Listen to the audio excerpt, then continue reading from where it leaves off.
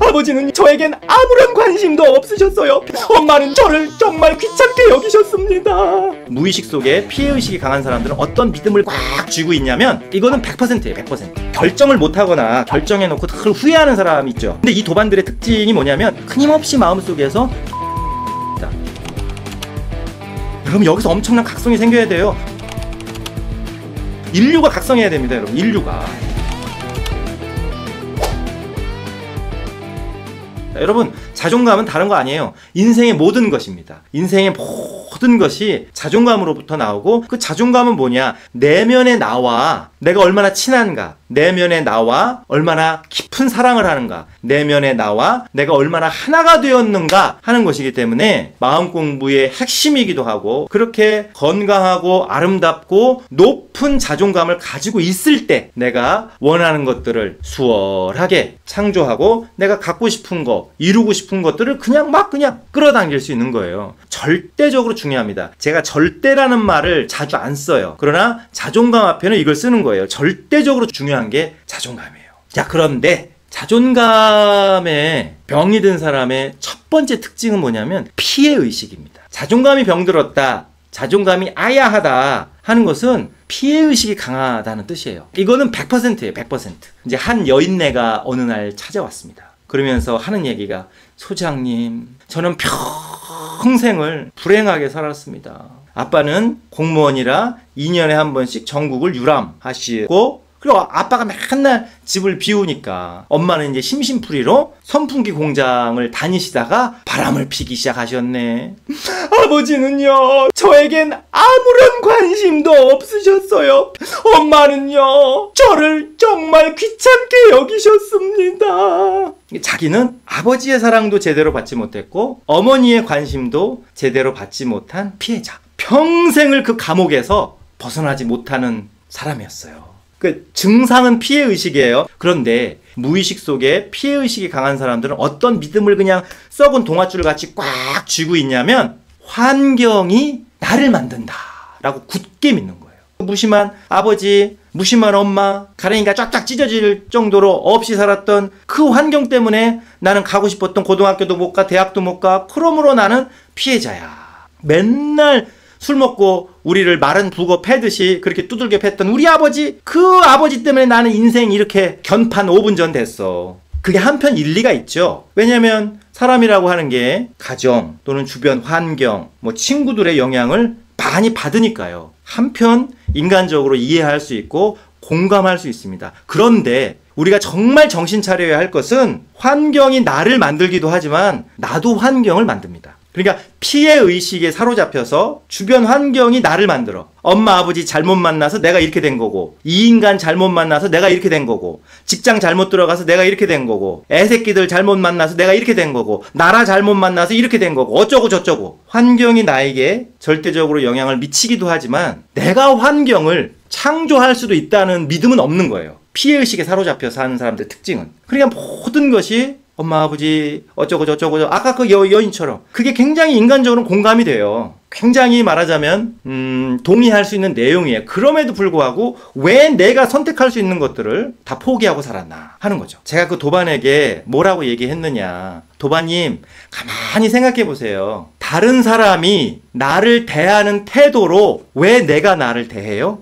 그 뭔 소리예요 그게? 무슨 낙지가 합기도 하는 소리입니까? 그 못 알아듣더라고요. 자, 보세요. 엄마가 됐든 아버지가 됐든 그 인간이 됐든 그 누가 됐든 타인이죠. 그 사람들은 타인이잖아요. 그 사람들이 나를 대했던 태도는 있습니다. 아까 얘기한 그 도반의 아버지처럼 나에게 무관심할 수 있어요. 그건 아버지가 나를 대하는 태도예요. 또 엄마는 나를 귀찮아할 수 있어요. 선풍기 공장 다니면서 바람 펴야 되는데 그 애가 있으면 귀찮죠. 그냥 엄마는 나를 귀찮게 대할 수도 있어요. 근데 나를 무심하게 대하는 아빠의 태도, 또 나를 귀찮아하는 엄마의 태도는 타인이 나를 대하는 태도잖아요. 근데 그걸 그대로 배워가지고 왜 내가 나에게 그렇게 하냐는 거예요. 그건 내가 선택할 수 있는데. 이 얘기를 듣더니 그때부터 펑펑 울기 시작하는 거예요. 여러분 그렇잖아요.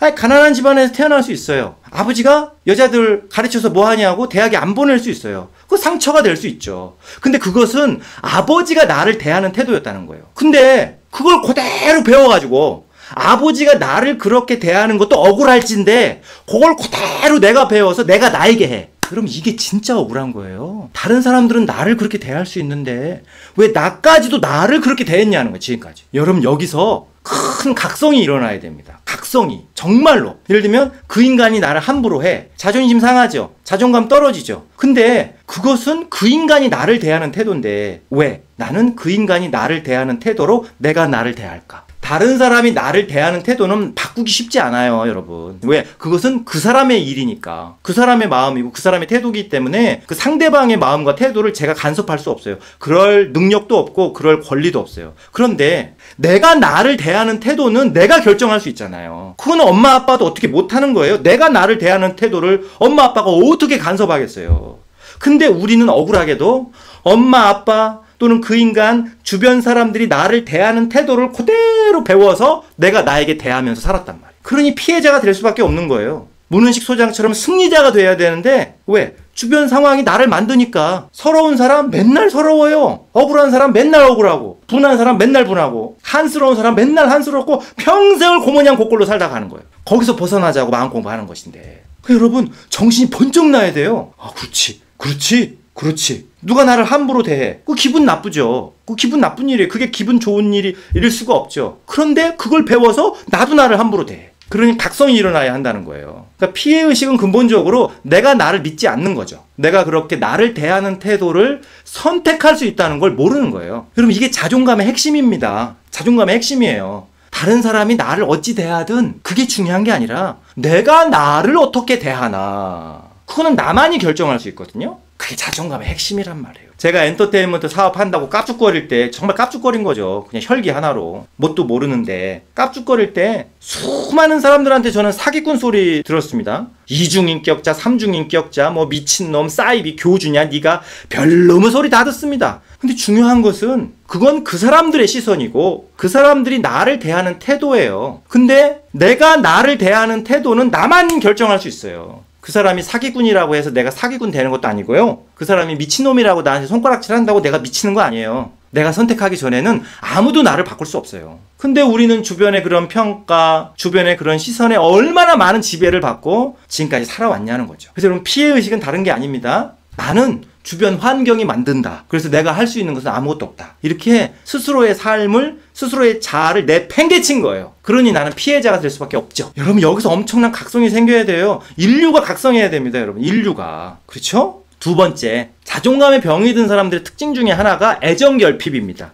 제가 얘기하는 사랑 껄떡병, 거지 껄떡병. 항상 누군가의 사랑, 관심, 애정, 손길, 따뜻함을 한 푼 주십시오 하고 껄떡거립니다. 자기가 자기에게 그걸 줘야 되는데 그걸 못 주기 때문에 아주 그냥 이 굶주림이 아주 그냥 몇십 년 동안 굶주렸거든요. 소장님, 저는 엄마 찌찌도 못 빨고 살아서 애정결핍이 있어가지고 뭐 그럴 수는 있습니다. 자라는 환경이 어느 정도는 사람에게 영향을 주기 때문에. 근데 애정결핍의 뿌리가 뭐냐는 거예요. 뿌리가. 그럼 보세요. 제가 실제로 상담했던 그 학생의 사례예요. 아버지가 사관왕이에요. 사관왕.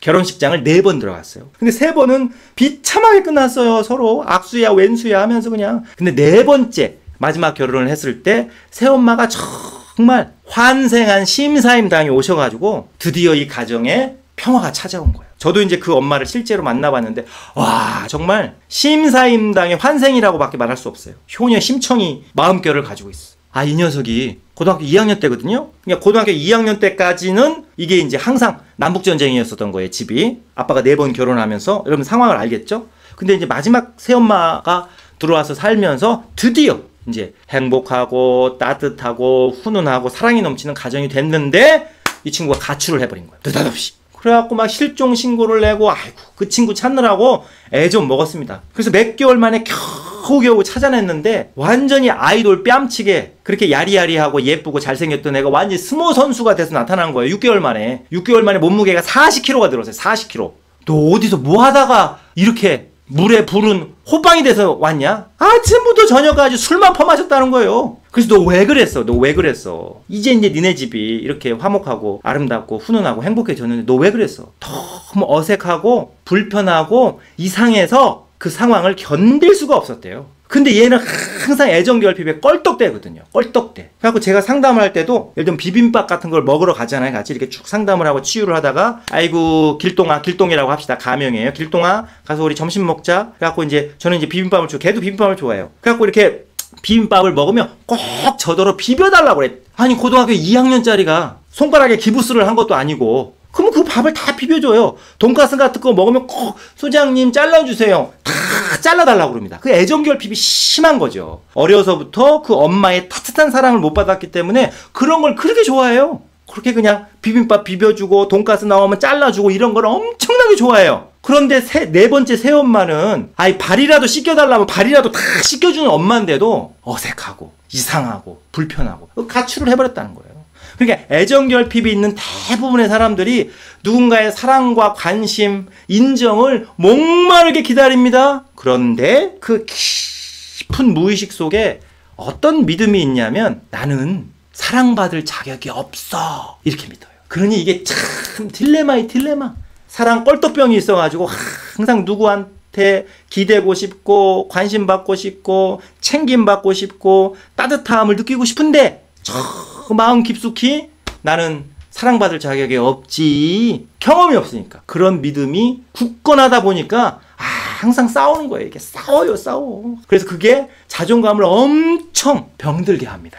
그래갖고 이 애정결핍증이 있는 사람들이 시기 질투가 또 그렇게 심합니다, 여러분. 나는 사랑과 관심을 받고 싶은데 못 받아. 그게 얼마나 꼴보기 싫겠어요. 그냥 시기 질투, 시샘. 그리고 늘 누군가하고 비교해. 승부욕이 강하고 인정 욕구가 많아가지고 또 무시당하는 걸 못 참아요, 이 사람들. 그러니까 나는 정말 얼마나 내 스스로가 사랑받을 자격이 충분하다고 믿고 있나. 내가 사랑받을 자격이 충분하고 또 그 사랑받을 자격만큼 내가 나를 사랑하면 다른 사람이 나를 어찌 대하거나 말거나 내가 이미 나를 충분히 사랑하고 있기 때문에 정서적으로 완전히 독립하고 오히려 사랑을 나눠주려고 하죠. 못 나눠줘서 아니죠. 못 나눠줘서. 그게 얼마나 기쁘고 충만하고 정말 든든한 감정인지. 세 번째는 뭐냐면 죄책감입니다. 죄책감. 자존감이 약한 사람들의 특징 중에 하나가 또 죄책감이에요. 다 내 잘못 같고 아휴 인생 후회스럽다. 여러분 이렇게 결정을 못하거나 아니면 무엇인가를 결정해놓고 늘 후회하는 사람 있죠. 자책하는 사람들. 도반들 중에는 양말 색깔까지 나한테 골라달라고 카톡 보내는 그 도반들이 있어요. 근데 이 도반들의 특징이 뭐냐면 끊임없이 마음속에서 죄책감에 시달립니다. 결정해놓고도 후회하고 결정 안 하면 안 하는 대로 시달리고 그래요. 자존감이 약한 사람들의 특징이 늘 죄책감, 후회, 아쉬움, 자책 여기에 늘 끄달려서 끊임없이 이 머릿속과 마음속이 시끄러워요. 그 왜 그런 줄 아세요? 그 죄책감의 뿌리는 뭐냐면 나는 나의 선택에 책임질 수 없어. 이렇게 믿는 거예요. 왜? 어려서부터 누구든지 자기 자신을 온전하게 받아주거나 책임져 주지 않았거든요. 그거 배운 그대로 자기 자신에게 해는 거예요. 엄마도 나를 책임져 주지 않았고 아빠도 나를 온전하게 받아주거나 인정해 주지 않았어. 그런데 내가 어떻게 내 선택을 내가 나를 책임질 수 있겠어? 이거 말이 안 되는 거지. 그러니까 내가 나를 책임지지 못하기 때문에 항상 나는 뭔가 잘못된 사람이고 후회하는 사람이고 자책하는 사람이에요. 내가 그 선택을 기꺼이 책임질 때 누구를 자책하겠어요? 내 선택인데 잘했든 못했든 내가 한 선택이니까 소중하고 내가 한 선택이니까 끝까지 책임지는 것이고 내가 한 선택이니까 잘 됐든 못 됐든 내가 그냥 안고 가는 거예요. 그거에 대해서 후회할 필요도 없고 뒤돌아볼 필요도 없고 자책할 필요도 없는 거죠. 왜? 다음에는 더 좋은 선택을 하면 되니까요. 근데 항상 선택을 하면 하는 대로 후회하고 선택을 안 하면 안 하는 대로 갈등하는. 근데 그 마음속 뿌리 깊숙한 곳에 이 믿음이 있단 말이에요. 나는 나를 책임지지 못해. 나는 나의 선택에 대해서 책임질 수가 없어. 나는 그렇게 훌륭한 사람이 아니거든. 그러니까 어떤 결정을 해도 후회하고 어떤 상황에서도 죄책감에 휘말리는 겁니다. 그리고 끊임없이 과거를 반성하죠. 여러분 과거 반성만 하는 거 우울증이에요. 자존감에 병이 들면 피해의식이 드러난다. 그리고 그 피해의식은 어떤 믿음에서 출발하느냐. 환경이 나를 만든다라는 믿음에서 출발하는 거예요. 그러니까 나는 그런 좋은 환경에서 자라지 못했기 때문에 내 인생은 피해자인 거지 뭐. 그게 피해의식을 만드는 믿음이라는 거죠. 내 인생을 얼마든지 내 뜻대로 내가 살고 싶은 인생을 창조할 수 있다는 건 바라보지 않아요. 두 번째, 애정결핍. 내가 나를 사랑할 수 없기 때문에 그 사랑을 누군가에서 간절히 바래요. 내가 나를 인정할 수 없기 때문에 누가 좀 나를 끝까지 책임지고 인정해 줬으면 좋겠어. 그러니까 늘 허덕이고 껄떡이는 거예요. 근데 이 애정결핍의 뿌리는 뭐냐? 나는 사랑받을 자격이 없잖아. 그러니 내가 나를 사랑하지 못하니까 나 대신 누가 좀 해줬으면 좋겠네? 여러분, 이런 착각이 어디 있습니까? 그래서 이 애정결핍의 병이 들면 시기, 질투, 시샘, 비교, 그 인정받고 싶은 욕구, 그리고 무시당했을 때 견디지 못하는 이런 각종 마음의 현상들이 그냥 불길처럼 일어나는 거예요. 세 번째는 뭐예요? 죄책감. 그 죄책감의 뿌리는 뭡니까? 나는 나를 책임질 수 없는 사람이야. 내가 어떻게 내 선택을 책임지겠어. 나같이 부족한 사람이 맨날 선택해봐야 후회할 일만 생기는데, 끊임없이 후회하고 자책하고 반성하고. 자존감은 내가 무엇을 가졌느냐가 아니고 내가 무엇을 이루었느냐가 아니고 내가 나라는 존재를 있는 그대로 조건 없이 얼마나 사랑할 수 있느냐의 문제구나. 그러니까 이 세 가지 중에서 두세 가지는 우리가 다 앓고 있는 이미 마음의 병이라는 거죠. 핵심은 이게 병인 줄 정확히 아는 겁니다. 이제 진단서 끊었어요. 여러분, 진단서 끊으면 어떻게 해야 돼요? 치료를 하면 되죠. 정화를 하면 되죠. 내가 이렇게 병들었구나 한탄할 시간에 빨리 여기서 어떻게 벗어나는가. 그 처방전을 문은식 소장은 다 세세하게 또 얘기를 해줘요. 자세하게. 그러니 진단을 정확히 하고 진단서 끊었으면 치유와 정화, 성장의 길로 가야지라고 과감하게 선택하십시오. 여러분들에겐 그럴 자격과 능력이 충분합니다.